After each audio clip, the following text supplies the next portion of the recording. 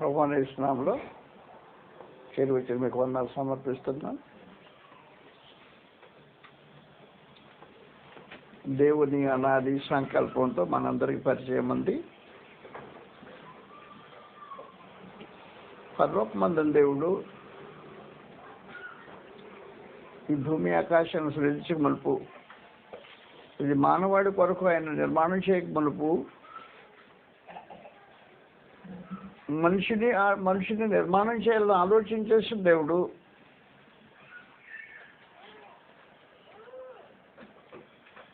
నరుడు తనతో శాశ్వతంగా జీవించాలని ఉద్దేశించిన వాడై దానికి సంబంధించి ఒక సంకల్పాన్ని ఏర్పాటు చేశాడు. దీన్ని దేవుని అనాది సంకల్పం అంటాం. ఈ సంకల్పంలో మనకు తెలిసిన మొదటి 3 సంగతులు. మొదటిది ఏమంటే కృష్ణ యొక్క బలియాగం.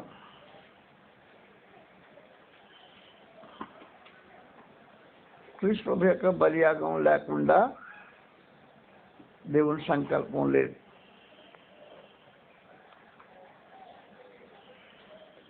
ఆత్మస్వరూపమైన కృష్ణువును దేవుడు రక్తమాంసంలో పాలుబాటుగా చేయటం అనే ఉద్దేశించి ఆయన రక్త బలి వలన మానవ జాతికి విమోచన అనుగ్రహించాలని ఆయన మొట్టమొదట నిర్ణయించుకున్నాడు. ఇది మనకు తెలిసిందే. 1 పేతురు 1:18 1 పేతురు 1:18 పితృపారంపర్యమైన మీ వ్యర్థ ప్రవర్తనను విడిచిపెట్టినట్టుగా వెండి బంగారముల వంటి క్షయవస్తుల చేత మీరు విమోచింపబడలేదు, కానీ అమూల్యమైన రక్తం చేత, అనగా నిర్దోషమును నిష్కళంకమునకు గొర్రె పిల్ల వంటి క్రీస్తు రక్తం చేత విమోచింపబడుతుందని మీరు అడుగుదురు కదా. ఆయన జగత్తు పునాది వేయబడక ముందు నియమింపబడను, కానీ తను మృతుల నుండి లేపి తనకు మహిమనిచ్చిన తండ్రి అని దేవుని యందు తన ద్వారా విశ్వాసులైన మీ నిమిత్తము కడవరి కాలం ప్రత్యక్షపరచబడిన.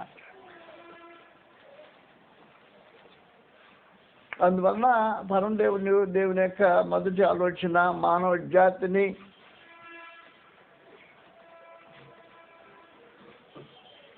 దేవత్వం కంటే ఎక్కువగా ప్రేమించాడు అనేది వాస్తవ సమాచారం. దేవత్వం కంటే ఎక్కువ అంటే తనతో పాటు దేవత్వాన్ని అనుభవిస్తున్న కృష్ణువు కంటే మానవ జాతిని ఎక్కువగా ప్రేమించి దోషి నరుడైతే దోషమునకు శిక్ష దేవుడు అనిపించేటట్టు ఆయన సంకల్పము రూపించబడింది. వాస్తవానికి సమాచారం. రక్తమాంసం లేని వాడిని రక్తమాంసాలుగా చేయటం,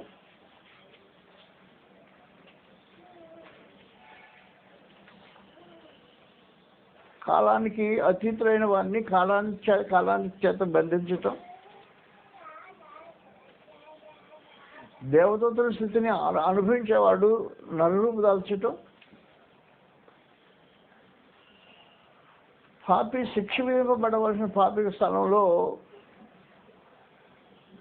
కృష్ణువు నిలబెట్టడం అనే ఈ కార్యక్రమం అంతా దేవుని అనాది సంకల్పానికి సంబంధించిందే. ఈ సంకల్పం ఇలా చేసిన తర్వాత ఆయన ఏం చేశాడు అంటే దాన్ని మార్చకుండా క్రీస్తు శిలువలోని సందేశం, దానిలో నుంచి విమోచన మానవ జాతికి అందించడానికి గాను దేవుడు అనాదిలోనే అపోస్తలుల బోధన కూడా నియమించాడు. ఇది 2వ కార్యక్రమం. అపోస్తలుల బోధ దేవుని అనాది సంకల్పంలో 2వ భాగం. క్రీస్తు శిలువ యందు ఏ కార్యక్రమం జరిగించాడో, దేవుని మనసులో క్రీస్తు శిలువ వేయించడంలో ఉండే ఉద్దేశం ఏదో తన మనసులో ఉన్నది మానవ చెవులకు వినిపించడానికి దేవుడు అపోస్తలుల బోధన ఏర్పాటు చేసి పెట్టాడు. 1 కొరింథీ 2:1 నుండి 8 వరకు ఈ సమాచారం రాబడింది. కాబట్టి ఈ అపోస్తలుల బోధకు ఏ విధమైన కల్పన లేకుండా ఏమీ కల్పించకుండా 1 కొరింథీ 2వ అధ్యాయం 1 నుండి 8 వచనాలు చదవబడ్డాయి. మనకు తెలిసిన సంగతి వదిలిపెట్టేసేస్తున్నాను.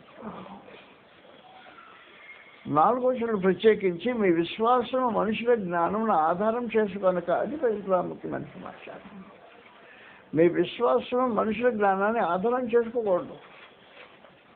దేవుడి శక్తిని ఆధారం చేసుకోవడం వల్లని నేను మాట్లాడినాను. సువార్త ప్రకటన జ్ఞానయుక్తమైన తీయని మాటలు వినియోగిపోతా. మనుషులు మోసగించడానికి తీయని మాటలు ఉపయోగించాల్సిన అవసరం ఉండదు.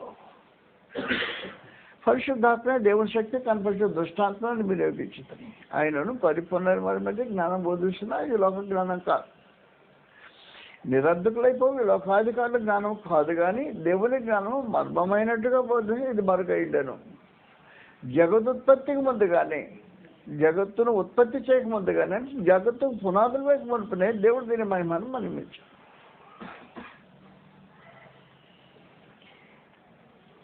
అపోస్తలుల బోధ విని క్రీస్తునందు విశ్వాసం ఉంచి ఆయనకు విధేయత చూపించిన వారిని, మూడవదిగా దేవుడు తన కుమారుడుగా స్వీకరించడానికి సంకల్పించుకున్నాడు. శత్రువులతో సమాధానపడి శత్రువులను తన ఇంటిలో కుమారుడుగా స్వీకరించడం అనేది దేవుని యొక్క మూడవ సంకల్పంలో 3వ భాగం. ఎఫెసీ 1వ అధ్యాయంలో 3వ వచనం నుండి మన ప్రభువైన యేసుక్రీస్తు యొక్క తండ్రి అయిన దేవుడు స్తుతింపబడుగాక. ఆయన క్రీస్తునందు పరలోక విషయంలో ఆత్మ సంబంధం ప్రతి ఆశీర్వాదం మనకు అనుగ్రహించాడు. 4వ వచనం, ఎట్లనగా తన ప్రియుని యందు క్రీస్తునందు తను ఉచితంగా చేసిన కార్యక్రమం మనకు అనుగ్రహించిన తన కృపామహిమకు కీర్తి కలుగునట్లు తన చిత్త ప్రకారం నిష్పూర్వం చేసిన కార్యక్రమం. చిత్త ప్రకారమైన దయా సంకల్పం చొప్పున యేసుక్రీస్తు ద్వారా మనలను తనకు కుమారుడుగా స్వీకరించుటకు ముందుగా నిర్ణయించుకొని మనం తన ఎదుటి పరిశుద్ధులు నిర్దోషమైన వారని జగత్తు పునాది వేయబడక మునిపే క్రీస్తును మనం ఏర్పాటు చేసుకోమని చెప్పేసి ప్రత్యేకించి దీని గురించి కూడా ఇప్పుడు మాట్లాడదలుచుకోలేదు. క్రీస్తును కుమారుడుగా స్వీకరించిన తర్వాత దేవుడు తన ఇంటిలో తన బిడ్డలను పెంచుకోవడానికి ఉద్దేశించాడు. పుట్టిన బిడ్డలని దేవుడు కన్న బిడ్డల్ని తన ఇంట్లో పెంచుకోవడానికి ఉద్దేశించాడు. సంకల్పం ప్రకారం కనే కార్యక్రమం ఇది. దేవుడు తన పిల్లల్ని కనుక్కుంటాడు. యాకోబు పత్రిక 1వ అధ్యాయం 18వ వచనంలో యాకోబు 1:18లో ఏం చెప్పాడు అంటే, ఆయన తాను సృష్టించిన వాటిలో మనము ప్రథమ ఫలమగునట్లు సత్య వాక్యం వలన తన సంకల్పం ప్రకారం మనల్ని కనెను. ఇది సంకల్పం ప్రకారం దేవుడు తన పిల్లలను కనుక్కున్నాడు. సంకల్పం ప్రకారం కనుక్కున్నాడు అంటే ఏం చేశాడు అంటే, దేవుడు తన బీజాన్ని వేసుకొని బిడ్డను పుట్టించుకున్నాడు. బీజం లేకుండా బిడ్డలు పుట్టరు. కాబట్టి దేవుడు ఏం చేశాడు, తన బీజం వేసుకొని బిడ్డలు కనుక్కున్నాడు. 1 పేతురు 1వ అధ్యాయం 22వ వచనం నుండి 1 పేతురు 1వ అధ్యాయం 22వ వచనం నుండి దేవుడు తన బిడ్డల్ని కనుక్కున్నాడు అని చెప్పాడు. ప్రత్యేకించి ఎలా కనుక్కున్నాడు?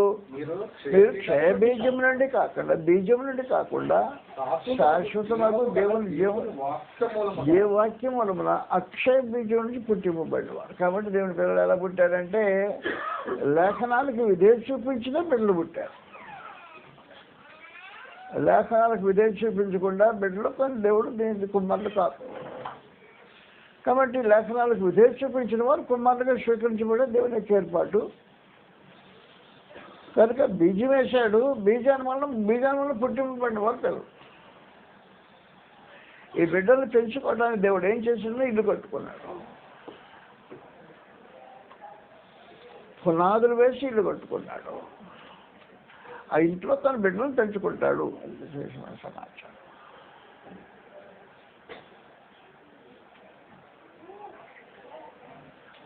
యెషయా గ్రంథం 28వ అధ్యాయంలో ఇల్లు కట్టుకున్న దేవుడు తన బిడ్డలను పెంచుకోవడానికి ఇంట్లో పెంచుకోవడానికి ఉద్దేశించాడు. కాబట్టి కలుకున్న బిడ్డల్ని గాలికి వదిలిపెట్టమని దేవుని సంకల్పం కాదు, ఆలోచన కాదు. బాధ్యత రహితంగా ఆయన బ్రతికే ఉండేవాడు కాదు. అనేక మంది లోకంలో బిడ్డలు కనుక్కుంటారు, బాధ్యతాయుతంగా బిడ్డల విషయంలో బ్రతకరు. కాబట్టి వాడిని కనుక్కొని గాలికి వదిలిపెట్టే పరిస్థితుల్లో లాంటి వాడు కాదు దేవుడు. బిడ్డలు కనుక్కున్న దేవుడు బిజీ వేసి బిడ్డలు కనుక్కున్న తర్వాత సంకల్పం ప్రకారం బిడ్డలను కనుక్కొని తన గృహంలో ఇంట్లో వారిని పెంచుకోవటానికి ఉద్దేశించి కార్యక్రమం జరిగించాడు. యెషయా గ్రంథం 28వ అధ్యాయం 16వ వచనం నుండి గ్రంథం ఎలా తెలియజేసి చదువుతాం. ప్రభువు యెహోవా ఎలాగూ సెలవిస్తున్నాడు, సియోనులో పునాదిగా రాత్రి వేసిన వాడు నేనే, అది పరిశోధించబడి రాయి, అమూల్యమైన తలరాయి, ఇది కృష్ణ బహు స్థిరమైన పునాది అయిన మూల ఉంది. విశ్వసించువాడు కలవరపడ్డు. నేను న్యాయము కొలనూలుగాను నీతి మట్టపు. ఏం బేల్దారి వేస్తారండి ఈయన. కొలనూలు లేకుండా బేల్దారి పని చేయడు ఎవరు. మట్టం గుండు లేకుండా బేల్దారి పని చేయడు. రెండు లేకుండా బేల్దారి పని చేయడు. బేల్దారి పని చేయాలి అంటే ఇల్లు కట్టాలి అంటే కొలనూలు ఉండాలి, మట్టం గుండు ఉండాలి. పరమాత్మ తను ఇల్లు కట్టుకోవటానికి ముందు స్థిరమైన పునాది రాయిని ఏర్పాటు చేసుకొని ఈ పునాది రాయి మీద ఇల్లు కట్టుకోవడానికి ఉద్దేశించి ఇక్కడే నేను నివాసం చేస్తా అన్నాడు. వేరే చోట కదా, నేను ఇక్కడే నివాసం చేస్తున్న పిల్లల కోసం దేవుడు తన పిల్లల కోసం అక్కడ నివాసం చేసే ప్రత్యేకమైన కార్యక్రమం. కాబట్టి ఒక రాయిని, స్థిరమైన పునాది రాయిని ఏర్పాటు చేసుకొని దాంతో బిల్డర్ పని ఆయన చేయడానికి ఉద్దేశించిన వాడే. కొలనూలు న్యాయమనే కొలనూలు, నీతి అనే మట్టం కొట్టేసి నీతి న్యాయమని చేత తను ఇల్లు కట్టుకుంటాడు. నీతి న్యాయం చేత కట్టుకున్న ఇంటిలో తన బిడ్డలు నివాసం చేయాలని దేవుని సంకల్పంలో భాగపోయింది. ఇది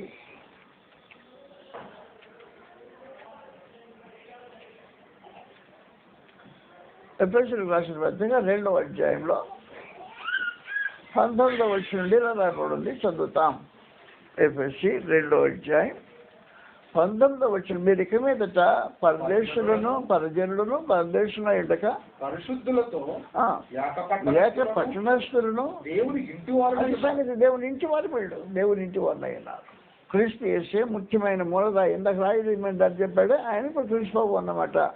క్రీస్తు యేసే ముఖ్యమైన మూలరాయి అయి ఉండగా అపోస్తలులను ప్రవక్తలు వేసిన పునాది మీద కట్టబడుతున్నారు. కాబట్టి దేవుడు ఇల్లు కట్టుకుంటానికి ఉద్దేశించి అపోస్తలులు ప్రవక్తలు వేసిన పునాది మీద ఇల్లు కట్టుకొని తన పిల్లలు అక్కడ పెంచుకోవడానికి ఉద్దేశించిన వాడే ఉన్నాడు.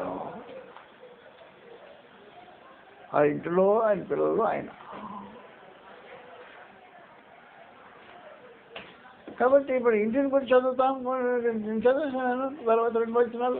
ప్రతి కట్టడమును ఆయనలో చక్కగా అమర్చబడి ప్రభునందు పరిశుద్ధమైన దేవాలయం వృద్ధి పొందుతున్నది. ఆయనలో మీరు కూడా ఆత్మమూలముగా దేవుని నివాస స్థలం కంటే కట్టబడుతుంది. దేవుడి నివాస స్థలంలో దేవుడు నివసిస్తాడు, దేవుడి పిల్లలు ఉంటారు. కీర్తన 132వ కీర్తనలో 10వ వచనం ఇలా రాబడింది. 132వ కీర్తన 10వ వచనం నుండి గ్రంథం తెలియజేసి విశేషమైన చదువుతాం. సారి నీ సేవకుడైన దావీదు నిమిత్తము నీ అభిషక్తునికి విముఖుడవై ఉండకుము, నీ గర్భఫలమును నీ రాజ్యం మీద నేను నియమిస్తును. అది సమాచారం. నీ కుమారులు నా నిబంధన గైకొనని ఎడల నేను వారికి బోధించు నా శాసనమును వారు అనుసరించని ఎడల వారి కుమారులు కూడా నీ సింహాసనం మీద నిత్యము కూర్చుందురని. అనుసరించిన ఎడల, అనుసరించని ఎడల, అనుసరించిన ఎడల, అనుసరించిన ఎడల, అనుసరించకపోతే కాదు. వారి కుమారులు కూడా నీ సింహాసనం మీద నిత్యము కూర్చుందురని యెహోవా సత్య ప్రమాణమును చేశాను. ఆయన మాట తప్పనివాడు. యెహోవా సీయోనును ఏర్పరచుకొని ఉన్నాడు. సంగతి యెహోవా సీయోనును ఏర్పరచుకొని ఉన్నాడు. తనకు నివాస స్థలముగా దాన్ని కోరుకొని ఉన్నాడు. తన నివాస స్థలంగా దాన్ని కోరుకున్నాడంట. నేను కోరిన స్థానము, నేను కోరిన స్థానం ఇది, ఇదే నాకు కోరిన స్థానం, ఇది నిత్యము నాకు విశ్రమ స్థానము, ఇది నిశ్చయంగా నాకు విశ్రమ స్థానం, ఇక్కడే నేను నివాసం చేస్తాను. సియోను క్రీస్తు సంఘం, దేవుని ప్రజలు సియోను. 51వ అధ్యాయము యెషయా గ్రంథంలో 16 వచనం బైబిల్. యెషయా గ్రంథం 51వ అధ్యాయం 16 వచనంలో గ్రంథం తెలియజేసే విశేషమైన సమాచారం చదువున్నాను ఒకసారి. నేను ఆకాశములను స్థాపించినట్లును భూమికి పునాదులు వేయినట్లును నా జనము నీవే అని సియోనుతో చెప్పినట్లు. సియోను ఎవరు? నా జనము. నా జనం నేను కలిసి నివసించే స్థలం సియోను. నా జనం నీవే సియోను, నీవు నా జనం. సియోను నేను కోరుకుని ఇక్కడ నివాసం చేస్తానని చెప్పిన పరమదేవుడు ఏం చేశాడు అంటే, తన ప్రజలు, తన బీజం వేసి కనుక్కున్న బిడ్డలు లోక సంబంధాలు కాకుండా ఉండటానికి, ప్రకృతి సంబంధాలు కాకుండా ఉండటానికి, భౌతిక సంబంధాలు కాకుండా ఉండటానికి ఏం చేశాడు అంటే ఒక కొత్త సృష్టిని ఏర్పాటు చేశాడు. మత్తయి సువార్త 19వ అధ్యాయం 28వ వచనం నుండి మనం చదువుతాం. మత్తయి సువార్త 19వ అధ్యాయం 28వ వచనం నుండి గ్రంథం ఇలాగ ఉంటుంది. ప్రపంచ పునర్జన్మమందు, అది సంగతి, ప్రపంచ పునర్జన్మమందు మనుష్య కుమారుడు తన మహిమ గల సింహాసనమైనప్పుడు నన్ను వెంబడించిన మీరు 12 సింహాసనముల మీద ఆసీనులై ఇశ్రాయేలు 12 గోత్రముల వారికి తీర్పు చెప్పేసే సమాచారం. అపోస్తలులతో మాట్లాడాడు ప్రభువైన యేసు. పేతురు పెద్ద అనుమానం వచ్చేసింది. అంతమంది ఒక ధనవంతుడు వచ్చాడు ప్రభు దగ్గరికి. వచ్చి మొక్కళ్ళని, అయా నిత్యజీవం పొందడం నేను ఏం మంచి కార్యం చేయాలంటే ప్రభువైన యేసు జవాబు చెప్పాడు. ఆజ్ఞలు కైకొనమన్నాడు. ఏం ఆజ్ఞలు అంటే ప్రభువైన యేసు ధర్మశాస్త్రం ఆజ్ఞలు చెప్పాడు. ఈయన చిన్నప్పటి నుంచి కనుకున్నా నాకేం కొదవ ఉందంటే, ఏం లేదు ఆయన కొదవ ఒకటే ఉంది, నువ్వు దేవుడిని సిరిని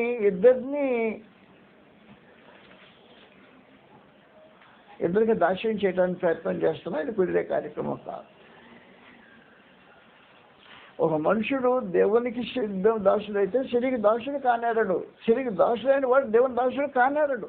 సాధ్యం కాదు. ఎవరికి దాసుడు తెలుసుకోవాల్సిన అవసరం ఉంది. నువ్వు సిరికి దాసుడువా? దేవుని దాసుడు కానేరవు. దేవుని దాసుడువా? సిరికి దాసుడు కానేరవు. మత్తయి సువార్త 6వ అధ్యాయంలో 24వ వచనం సమాచారం. మత్తయి సువార్త 6వ అధ్యాయం ఎవడుని యజమానులకు దాసుడు కొన్నాడు. ఒకరు ద్వేషించి ఒకరిని ప్రేమిస్తాడు, ఒకరి పక్షంగా ఉండి కొందరు తృణీకరిస్తాడు. దేవునికి దాసులు కొన్నారు సమాచారం. దేవునికి సిరికి ఇద్దరికి దాసులు కొనటం అసాధ్యం. ఈ కుట్రాడు పరిగెత్తుకుంటూ వచ్చి ఏం చేశాడంటే, అయ్యా నాకు నిత్యజీవం కావాలి, ఏం చేయమంటావు? నేను ఈ ఆజ్ఞలు మొదటి నుంచి కానీ భయకుంటున్నాను, నాకేం కొదవా? నీకు కొదవ ఏమిటంటే దేవునికి సిరికి దాసులుగా ఉండటానికి ఆలోచన కలిగి ఉన్నావు సమాచారం. ఇది కుదిరే కార్యక్రమం కాదు. నువ్వు దేవునికి దాసుడుగా ఉంటే సిరికి దాసుడుగా ఉండలేరు. సిరికి దాసుడు అయితే దేవునికి దాసుడుగా ఉండలేరు. నువ్వు ఏదో ఒకటి కోరుకోమని చెప్పేశాడు ప్రభానేష్. ఆ అంటంలో ఏం చేశాడు అంటే, నువ్వు వెళ్ళి నీ ఆస్తిని అమ్మి పేదలకు ఇచ్చేయి, నన్ను వెంబడించమన్నాడు. శనికి దోషుడైన వాడు దేవునికి దోషులుగా ఉండడానికి ఇష్టపడకుండా వ్యసనపడి వెళ్ళిపోయాడు. వెళ్ళిపోయినప్పుడు ప్రభానేష్ ఏం చెప్పాడంటే, ధనవంతుడు పరలోక రాజ్యం ప్రవేశించడం దుర్లభం అని చెప్పాడు. అప్పుడు పేతురు మాట్లాడాడు, అయ్యా సరే ధనవంతు సంగతి మనకొద్దు, మేము సమస్తాన్ని వదిలిపెట్టి నేను వెంబడించాం, మాకేం దొరుకుతుంది అన్నాడు. సమస్తమును విడిచి మేము నాడు వెంబడించాం. ఆ రోజున జరిగిన సంగతి దిగెట్టాడు. నేను చేపలు పట్టడానికి వెళ్ళాను, రాత్రంతా వలేశాను, దొరకలా.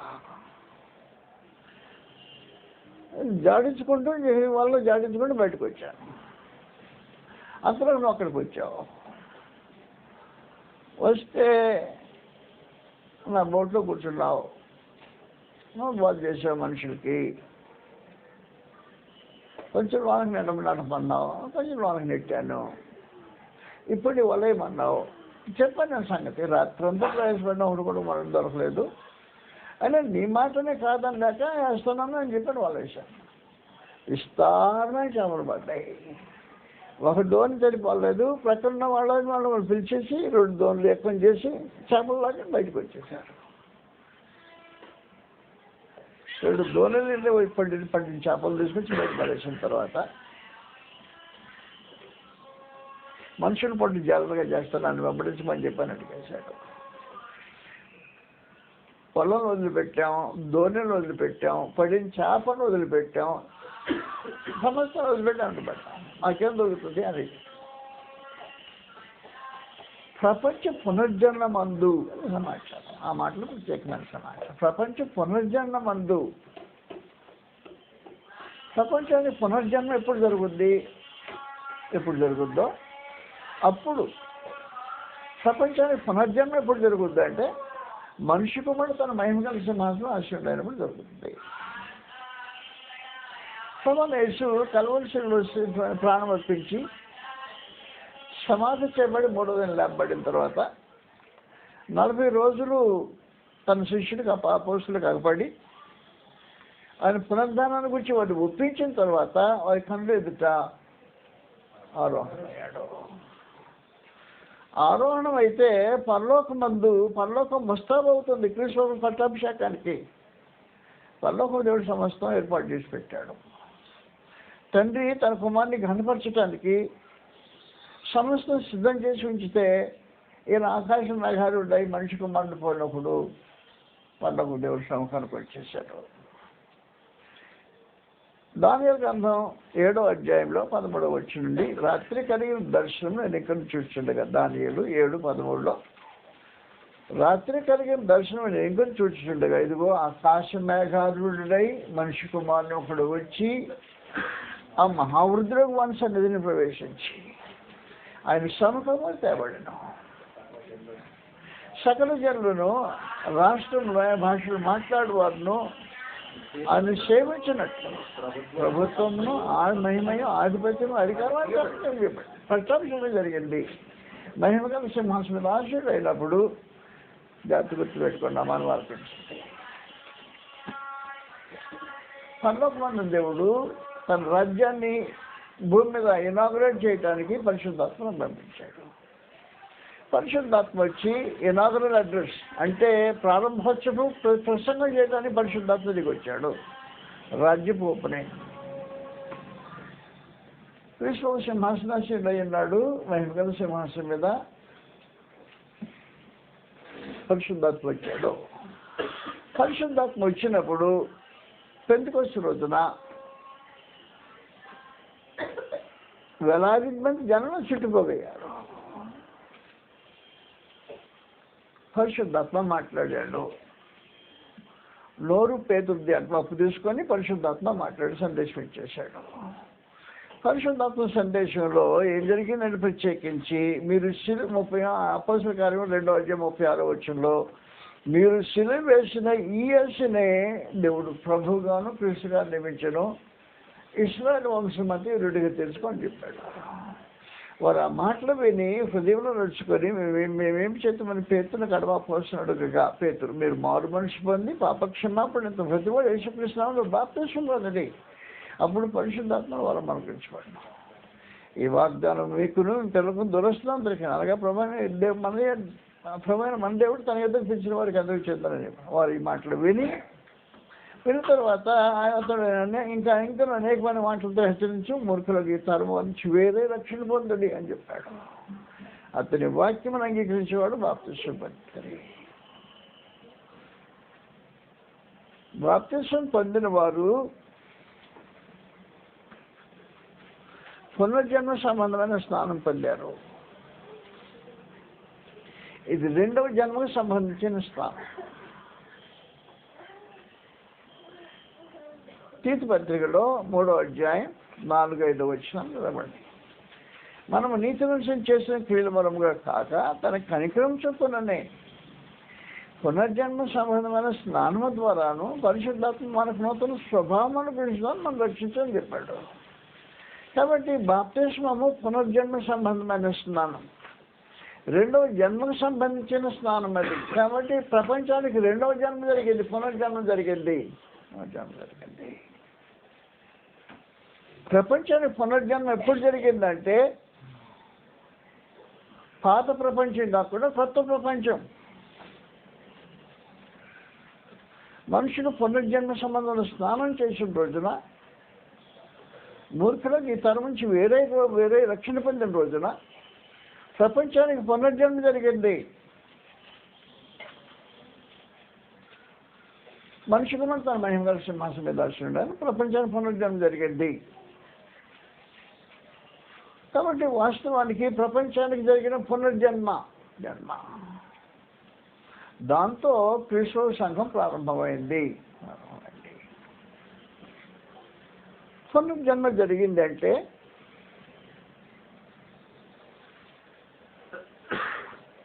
అది ప్రాచీన స్వభావం కలిగిన మనుషులు కాదు. ఎఫెసీ 4:0 ఏం జరిగిందో చదువుతాం. 4:22 నుండి క్రీస్తువుని గురించి విని గ్రహించిన మనుషులు ఏం చేశారు చదువుతున్నారు. 4:22 నుండి అది సంగతి వ్యత్యాసం ఏదన్నమాట. మునుపటి ప్రవర్తన విషయంలోనైతే దురాశను చెడిపోయి మీ ప్రాచీన స్వభావం వదులుకొని చిత్తం నూతనపరచబడిన వారై యథార్థమైన భక్తి గల వారై దేవుని పోలికగా సృష్టించబడిన నవీన స్వభావం ధరించుకోండి. నవీన స్వభావం ధరించుకున్న మనుషులు పునర్జన్మ సంబంధమైన స్నానం ద్వారా లోకానికి పునఃస్థితి స్థాపన అంటే లోకానికి ఉండే తొలి స్థితి తిరిగి స్థాపించబడింది అన్నమాట. లోకానికి తొలి స్థితి ఏంటంటే నిర్దోషపు స్థితి. ఆదాము పాపం చేయక మనకు లోకానికి ఏ స్థితి ఉందో క్రీస్తు ప్రభువునందు దేవుడు ఆ స్థితిని స్థాపించాడు. మళ్ళా క్రీస్తు పునఃస్థితి స్థాపన. ముందటి స్థితిని తిరిగి స్థాపించడం పునర్జన్మ. కాబట్టి పునర్జన్మ లోకానికి పునర్జన్మ జరిగిందంటే లోకానికి ఉండే తొలి స్థితి పాపం రహితమైన స్థితి తిరిగి క్రీస్తు ప్రభువులో ఆయన శరీరమైన సంఘంలో స్థాపించబడింది. కొత్త సృష్టి అయింది. కాబట్టి అదే 2 కొరింథీ 5:17 కాగా ఎవడైనా క్రీస్తునందున్న ఎడల వాడు నూతన సృష్టి. క్రీస్తునందుంటే వాడు నూతన సృష్టి. కాబట్టి నూతన సృష్టి క్రీస్తు సంఘము నూతన సృష్టి స్థాపించబడింది. ఎఫెసీ 2:8 కరెక్ట్ 2:8 నుండి మీరు విశ్వాసం ద్వారా కృప చేతనే రక్షింపబడి ఉన్నారు. ఇది మీ వల్ల కలిగింది కాదు, దేవుని వరమే. క్రియల వల్ల కలిగింది కాదు కనుక ఎవడు అతిశయపడ వీల్లేదు అని చెప్పాడు. మరియు మనము వాటి యందు నడుచుకొనవాలని పెద్ద వచ్చిన వాటి యందు నడుచుకొని దేవుడు ముందుగా సిద్ధపరిచిన సత్క్రియ చేతికై క్రీస్తు యేసునందు సృష్టింపబడిన ఉన్నాయి. అది మన స్థితి స్థాపన. లోకం సృజించబడింది, పాపం చేత చెడిపోయింది. పాపం లోకంలో ప్రవేశించిన తర్వాత మరణం ప్రవేశించి ఏలుబడి చేస్తామండి. ఈ ఏలుబడిని తొలగించి దేవుడు ఏం చేస్తుండే, క్రీస్తులో మొదటి స్థితిని స్థాపించాడు.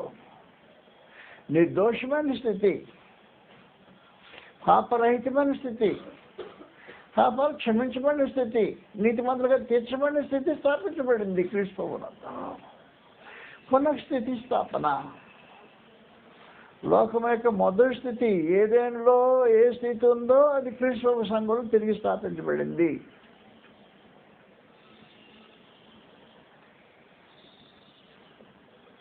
ఏదైనా తోటలు ఎప్పుడైనా తిరిగారా?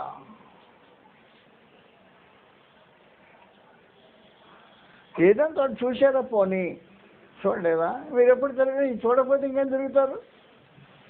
నేను తిరుగుతూనే ఉంటాను, దాంట్లో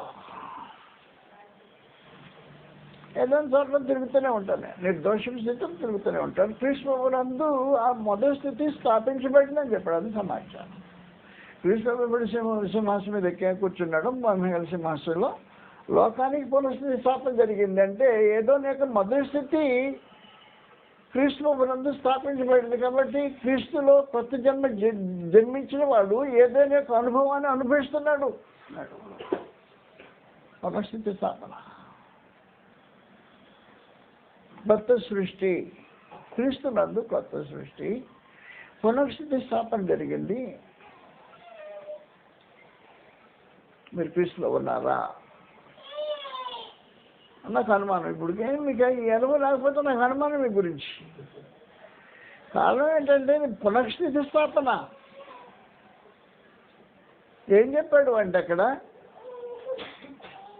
10వ అధ్యాయంలో 19వ అధ్యాయంలో మత్తయి సువార్త 28వ వచనం అప్పుడు ఉంది. మరోసారి చదువుతాం.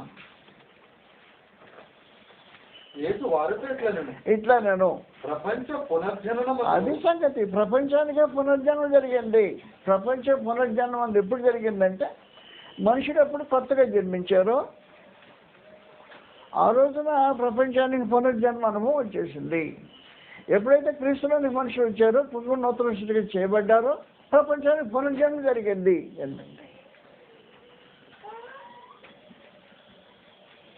ప్రపంచ పునర్జన్మ. మనిషి కుమార్ తన మహిమల సింహాసనం రాశిలో అయినాడు. ప్రపంచ పునర్జన్మ జరిగింది అంటే మనుషులు కొత్తగా జన్మించారు అన్నమాట. పాత మనుషుడు కాదు వీడికి మీదట. కాబట్టి క్రీస్తునందు దేవుని సంకల్పంలో మొదటి సమాచారం ఏమంటే మొదటి పునఃస్థితి స్థాపన జరిగింది. సియోన్లో పునఃస్థితి స్థాపన జరిగింది. భాష కొంచెం కష్టంగా ఉంది అక్కడ ఉపయోగించిన భాష. పునఃస్థితి స్థాపన అంటే ప్రపంచం పునర్జన్మం అందు అన్నాడు. ప్రపంచానికి రెండో జన్మ జరిగింది. మనుషులు ఎప్పుడైతే రెండో జన్మలో ప్రవేశించారో ప్రపంచానికి రెండో జన్మ జరిగిందని చెప్పేశాడు. క్రీస్తులో ప్రపంచానికి రెండో జన్మ జరిగింది. నువ్వు క్రీస్తులో రెండోసారి జన్మించావా? నువ్వు కాబట్టి ప్రపంచంలో పునర్జన్మ జరిగింది అన్నమాట. విశేషమైన సమాచారం. ప్రపంచం పునర్జన్మ జరిగిందంటే నూతన సృష్టిగా చేయబడింది అన్నాడు. ఒక విశేషమైన సంగతి చెప్తున్న సందర్భంలో ఆమోసు గ్రంథము 3వ అధ్యాయం 7వ వచనం సమాచారం రాబడింది. ఆమోసు 3వ అధ్యాయం 7వ వచనం.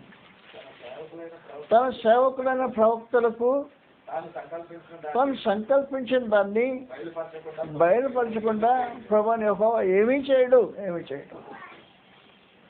సంకల్పించింది అనాదిలో తన సేవకులైన ప్రవక్తలకు తను సంకల్పించింది తెలియజేయకుండా ప్రభువైన యెహోవా ఏమీ చేయడు అన్నాడు.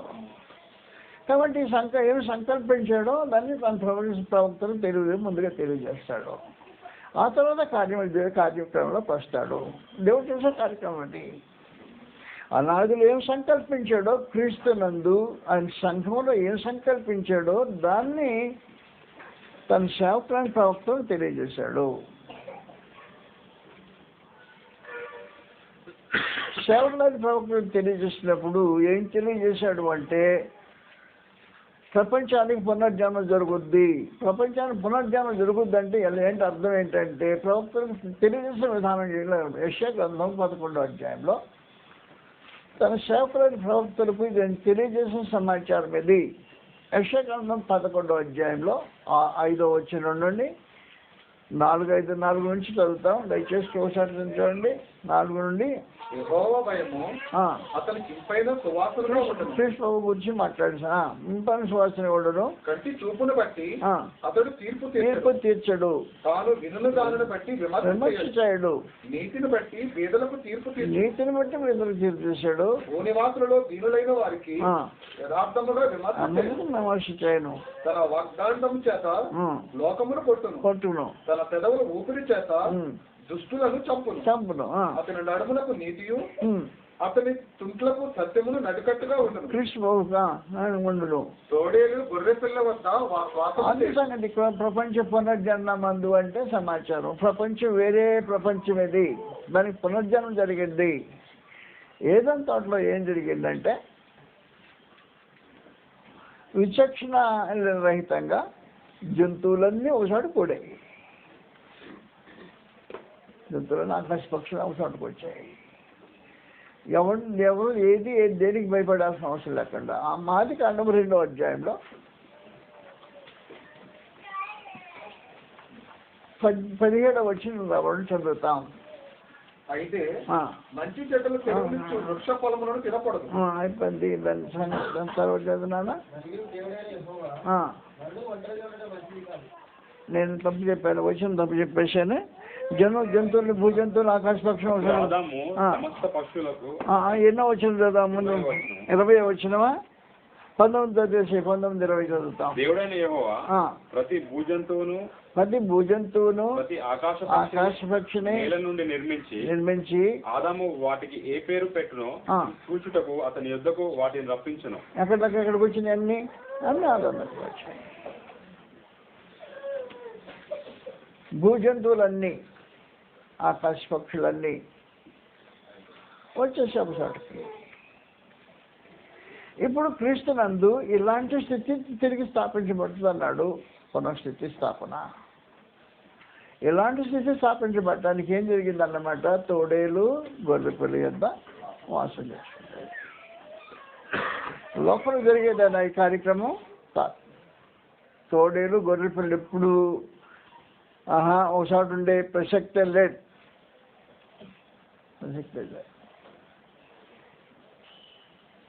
నేను చెప్పాను ఈ కథ మీకు ముందుగా. కొండ మీద తోడేరు ఉంది.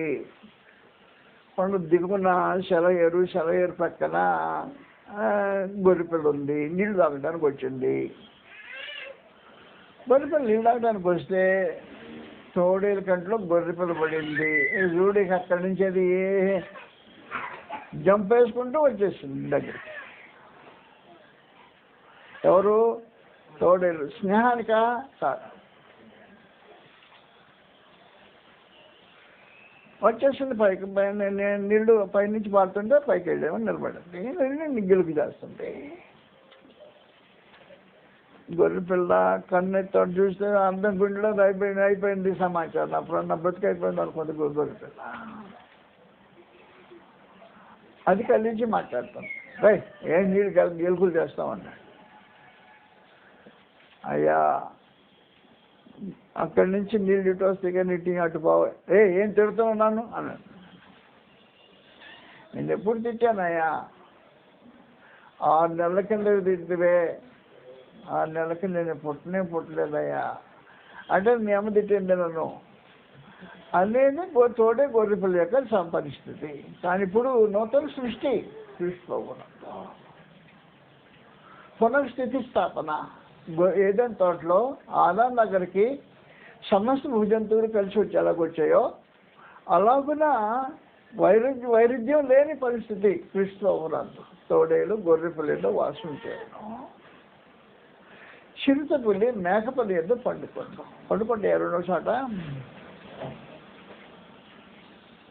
చిరుతపుల్లిని చూస్తే గొర్రె మేకపిల్ల అక్కడ ఉంటుందా? ఉండదు.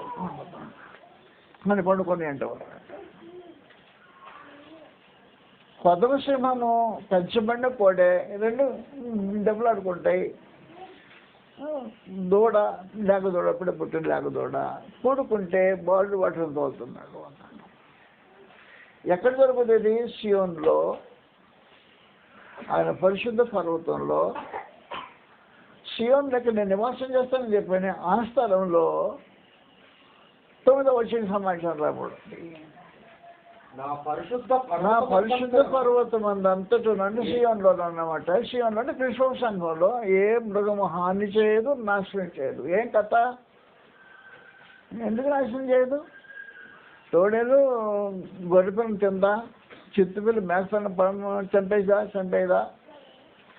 ఎలుగులు ఆవులు కలిసి మేస్తే ఒక చోట నాయి. ఇది పరిశుద్ధ పర్వతం. నా పరిశుద్ధ పర్వతం అన్నట్టు ఏ మృగం హాని చేయదు, నాశనం చేయదు. నేను అక్కడ నివాసం చేస్తా. నేను పునాది వేసుకుని కట్టుకున్న స్థలం ఇది. అందువల్ల నేను చెప్పేది మీకు ఎంతవరకు అర్థమవుతుందో నాకు తెలియట్లేదు. నువ్వు చేస్తే మాకు అర్థం కావట్లేదు అంటున్నారు జనం. నేనేం చేసి చెప్పాను నాకు అర్థం కాలేదు. నాకు తెలిసినంతవరకే, ఎక్కువ తెలిసినవాడిని కాదు నేను. జాగ్రత్తగా ఆలోచించితేనే కుదురుద్ది, లేకపోతే కుదరదు. పరిస్థితి ఇది పునఃస్థితి స్థాపన. లోకానికి ఉండే మొదటి స్థితి ఇది. ఏదైనా తోటలో ఉండే స్థితి తిరిగి క్రీస్తు ప్రభువునందు స్థాపించబడుతుంది. కొత్త సృష్టి ఇది. మామూలు సృష్టి కాదు. మామూలు సృష్టి అయితే వేరుగా ఉంటుంది. నూతన సృష్టి కాబట్టి ఎలాగ ఉంటుందంటే తోడేలు గొర్రె పిల్లలతో వాసం చేస్తుంది నూతన సృష్టి. చిరుతపిల్ల మేకపిల్ల తను పండుకుంటుంది. కొదవ సింహము తంచిబడిన కూడా దూడ కూడుకుంటే బాలుడు తోలుతుంటాడు. సర్కస్ కాదండి. ఏదో బాలుడు తోలుతున్నాడు. చిరుతను మీద మా మహానుభావులు కూడుకుంటే బాలుడు తోలుతున్నాడు అని చెప్పేసి. కాబట్టి వాస్తవానికి పునఃస్థితి స్థాపన. కాబట్టి పరమదేవుడు ఏమి ఉద్దేశించాడంటే సంకల్పంలో మొట్టమొదట క్రీస్తు సంఘాన్ని సంకల్పించి సంఘంలో సంకల్పం గురించి మాట్లాడినప్పుడు బేస్లో ఏం చేశాడు అంటే కొత్త సృష్టి చేస్తాడు సంఘంలో క్రీస్తు. కొత్త సృష్టి చేస్తాడు అంటే మొదటి స్థితిని తిరిగి ప్రపంచంలో స్థాపించబడుతుంది. పాపం లేనప్పుడు ఏ స్థితి ఉందో క్రీస్తు శరీరం సంఘంలో పాపం లేని స్థితిలో ఆ పరిస్థితులు తిరిగి పునరుద్ధరించబడతాయి. నేను ఏం ఉద్దేశిస్తున్నాను అంటే క్రీస్తు సంఘాన్ని గురించి ఒక చోట మాట్లాడాలి ఆయన. దానికి అనేక కోణాలు ఉంటాయి. కాబట్టి ఆ అనేక కోణాలు పరమదేవుడు ఒకసారి చూపించి మనుషులను కన్ఫ్యూజ్ చేయడానికి ఉద్దేశించుకోండి ఏం చేశాడు అంటే ఒక్కొక్క స్థలంలో ఒక్కొక్క కోణం పెట్టి చూపించాడు క్రీస్తు సంఘాన్ని. అందులో దాదాపుగా నేను ఒక 15-16 సీరియల్స్ మాట్లాడతాను క్రీస్తు సంఘాన్ని గురించి. ఒక్కొక్క రోజు ఒక్కొక్క కోణాన్ని మీరు చూపిస్తూ ముందుకు వెళ్ళడానికి ఆలోచన చేస్తున్నా. కాబట్టి సంఘం అంటే మీకు తెలియదు వాస్తవానికి. క్రీస్తు సంఘం అంటే వచ్చి కూర్చుండి కాసేపు పాటలు పాడి వాక్యం చెప్పుకొని లేకపోతే మనం వెళ్ళిపోవడం కాదు. ఇది క్రీస్తు సంఘం అంటే ఏంటో పరమదేవుడి జగత్తు పునాది వేయబడుకుని దానికి ఏమని చిత్రీకరించాడో ఆ చిత్రీకరించిన ప్రతి కోణాన్ని మనం ఎదురు తీసుకొచ్చి ముందు పెట్టేస్తాను. ఇది ఈ రూపంలో క్రీస్తు సంఘాన్ని కోణం చూపించేస్తాను. 15-16 సీరియల్స్ ఉండి ప్రపంచాన్ని నన్ను బ్రతికించితే ప్రభుత్వాన్ని మీకు మీ మధ్య నాకు అవకాశం కల్పించిన ఒక్కొక్క రోజు ఒక సీరియల్స్ మీకు చూపెట్టడానికి ఒక్కొక్క కోణంలో క్రీస్తు సంఘం అంటే ఏంటి, అసలు వ్యవసాయం ఎలా సంకల్పించాడో, సంఘంలో మనుషులు ఎలా ప్రవర్తించాలో అన్న సంగతి అప్పుడు మనకు అర్థమవుతుంది. వీళ్ళకి సంఘంలో మనుషులు ఎలాంటి వారు ఉంటారు అర్థమవుతుంది. ఎలాంటి పరిస్థితుల్లో క్రీస్తు సంఘంలో ఉంటాయి అవి అర్థం అవుతాయి.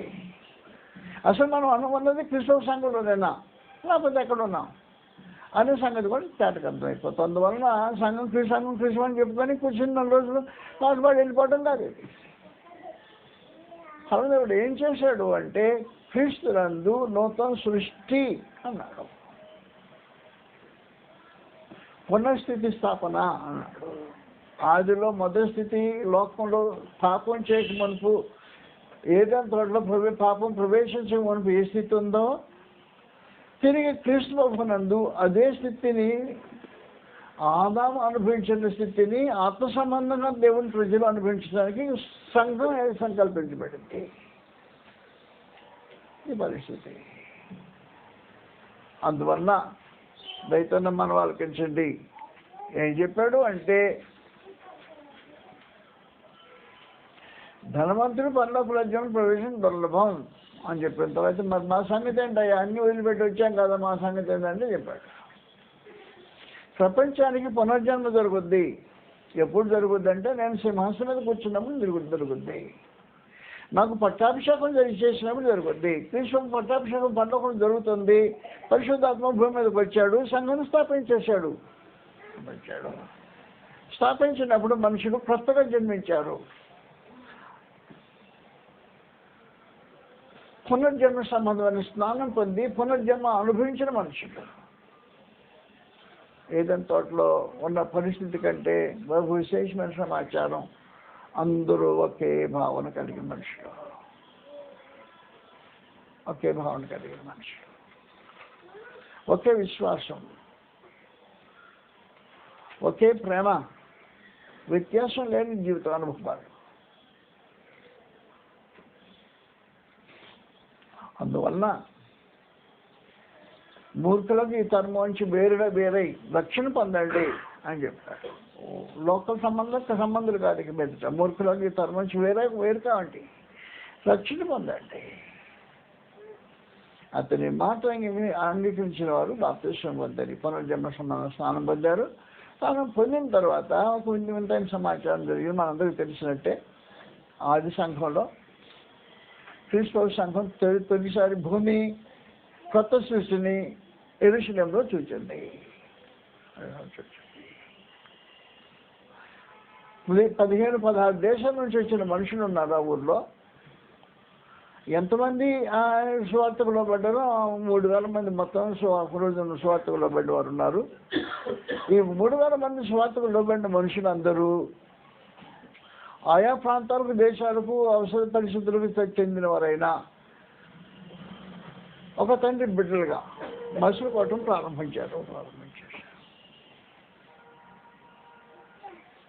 కలిసి భోజనం చేయటం, కలిసి పంచుకోవటం, బాధ్యతలు కలిసి స్వీకరించటం, అక్కడలో ఉన్న వాళ్ళని ఆదుకోవటం వగైరా సంగతులు జరగటం ప్రారంభించారు. దూర దేశాల నుంచి వచ్చిన మనుషులు ఆగిపోయారు కొంతకాలం. ఎందుకంటే కొత్త విశ్వాసం, కొత్త ఏర్పాటు ఇంతమంది లేనిది వాళ్ళు ఇప్పుడు కొత్తగా ధర్మశాస్త్ర ప్రకారం జీవించిన మనుషులందరూ కొత్తగా క్రీస్తునందు వచ్చిన సమాచారం అపోస్తలుల బోధ వినడానికి కూరుకున్న మనుషులు అక్కడ ఉండిపోతే అవసరం తీర్చడానికి స్థానికులు ఎవరింటికి వాళ్ళు వెళ్ళిపోయి ఎవరు తిండి వాళ్ళు తిండి ఎవరి బాధ్యం జరిగించాల. ఇంటికి వెళ్ళి స్థిర చరాస్తులు అమ్మేసి తీసుకొచ్చి అపోస్తలుల బాధ్యతలు పెట్టేశారు. సమష్టిగా కమ్యూనిజం ఎప్పుడు జరగలేదు లోకంలో. కమ్యూనిస్టులు వాళ్ళు ఊరికనే కమ్యూనిజం సిద్ధాంతాలు మాట్లాడటం కానీ ఎప్పటికీ ఎవడు కమ్యూనిస్ట్ కాదు. కమ్యూనిజం మొట్టమొదటిసారి ఆచరణలో క్రీస్తు సంఘం అందు ప్రత్యక్షమైంది. ప్రతి వారు తన అవసరం పంచుకోవడానికి విశేషమైన సమాచారం. కొత్త సృష్టి ఏంటి ఆలోచనతో కొత్తగా ఉన్నారు జనం. అలాగే కొత్త ఏ దేశస్తుడు ఏ దేశస్తుడో, ఏ భాష మాట్లాడేవాడు, ఏ ప్రాంతీయులో ఏ అలవాట్లో కాదు అన్నీ మానేసుకొని ఒక చోట కూర్చుండి అపోస్తలుల బోధ యందు సహవాసం అందు రొట్టె విడిచి ప్రార్థన చేయటం ఎడతెగకుండా కార్యక్రమాలు జరిగించేశారు. సంఘము క్రీస్తు సంఘం ఇక్కడనే నివాసం చేస్తా అన్నట్టు పరలోకం దేవుడు. క్రీస్తు ప్రభు అధికారం ఎక్కడ నుండి చలామణి అవుతుందో అక్కడ నేను నివాసం చేస్తా. క్రీస్తు ప్రభువుని గౌరవించి కనపరిచేవారు, ఆయన త్యాగాన్ని పరలోకములో గౌరవించి ఆ త్యాగం ప్రకారంగా జీవితాలు మార్చుకున్న వారిని తన సహవాసంలో పెట్టుకొని తన ప్రజలుగా తన ఇంట్లో వారినిగా చేర్చుకోవడం ఒక విశేషమైన సమాచారం. అందువల్ల సంఘంలో మొట్టమొదటి సంగతి ఏం జరిగిందంటే పునఃస్థితి స్థాపన జరిగింది. పాపరహితమైన స్థితి క్రీస్తులో ఆయన శరీరమైన సంఘంలో తిరిగి స్థాపించబడింది. ఆదాము అనుభవించిన హవ్వ తల్లి లేకముందు ఆదాము అనుభవించిన ఆదాము హవ్వలు తెలిగా అనుభవించిన స్థితి ఏదో అది క్రీస్తునందు మనుషులకు పునరుద్ధరించబడింది. సంఘంలో జరిగిన కార్యక్రమం అది. అందుకని తోడేటి గొర్రెపిల్ల ఏదో వాసం చేయడం, చిరుత పిల్లి మేకపోతే దగ్గర పడుకుంటుంది. కొదమ సింహం కలిసిపడిన కూడా దూడ కొడుకుంటే బాళ్ళు తోడుకుంటాడు. సింహము ఎద్దు మనిషి మేసినట్టు గడ్డి మేస్తుంటది. ఏంటి సింహం గడ్డి మేస్తుంది? సింహం కొత్త సృష్టి.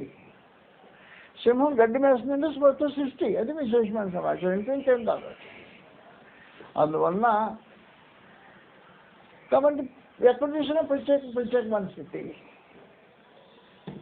తోడేళ్ళు గొరిపిల్లట, చింతవేళ్ళు మేకల దగ్గర, ఎరుగులు ఆవులు కూడి మేస్తుంటాయి, సింహం గడ్డి మేస్తుంది. చిత్రమైన సమాచారం. నా పరిశుద్ధ పర్వతం ఉంది అంతటా ఏ మృగము హాని చేయదు, నాశనం చేయదు. మొదటి స్థితి స్థాపన. కాబట్టి సంఘంలో తన తండ్రి నూతన సృష్టి చేసి మొదటి స్థితిని స్థాపించడం జరిగింది. ఇది సంఘం యొక్క మొదటి పిక్చర్.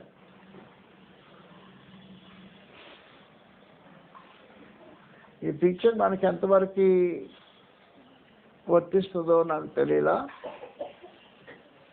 ఇది జీవితం క్రీస్తులో కొత్త సృష్టిగా చేయబడితేనే జరిగే కార్యక్రమం తప్ప వేషాలు మార్చుకుంటే జరిగేది కాదు. ఇది వేషధారులకు సంబంధించిన కార్యక్రమం కాదు. మనుషులు వేషాలు వేసుకుంటారు. కాకపోయినాడు కానాడు అయినట్టు వేషం వేసుకుంటారు. కానాడు అయినట్టు వేషం వేసుకుంటే వేషధారితనం. అది నిజస్వరూప వేషధారితనం లేదు, నిజస్వరూపం. క్రీస్తునందు నిజస్వరూపంలో కొత్త సృష్టి, వేషం లేని స్థితి, యథార్థమైన స్థితి. నేను ఇంతే క్రీస్తునందు అని ఒక ప్రదర్శించవలసిన ఒక అవసరమైన సమాచారం అంది. ఇది క్రీస్తు సంఘానికి వచ్చిన మొదటి పిక్చర్. అంటే దాన్ని కనిపించి బ్రతికించితే మీ మధ్యలో ఒక్కొక్కసారి ఒక్కొక్క పిక్చర్ చూపెట్టుకుంటూ వెళ్ళిపోతుంటా. అది క్రీస్తు సంఘం అంటే. మనం కూడిందే క్రీస్తు సంఘం అంటాం కాదు నేను అంటుంది. ఆయన సంకల్పించింది జగత్తు పునాది వేయబడకుండా క్రీస్తునందు సంఘం అంటే ఏమి సంకల్పించాడో దానికి మనం రూపుదిద్దబడి మార్చబడితే క్రీస్తులో ఉన్న వారం అవుతాం, దేవుని పిల్లలం అవుతాం, పరిశుద్ధులం అవుతాం, నీతి దేవుని కుమార్తెలం అవుతాం, దేవుని ఇంటి వారం అవుతాం. లేకపోతే మన త్రోవ మనది, దేవుని సంకల్పంగా ఉంటుంది. అలా కాకుండా దేవుని సంకల్పం జీవితాలు మార్చుకొని కృప అనుభవించాలని కృప యేసుక్రీస్తు వారి పేరుతో మనం చేస్తూ ముగించి నమస్కారం.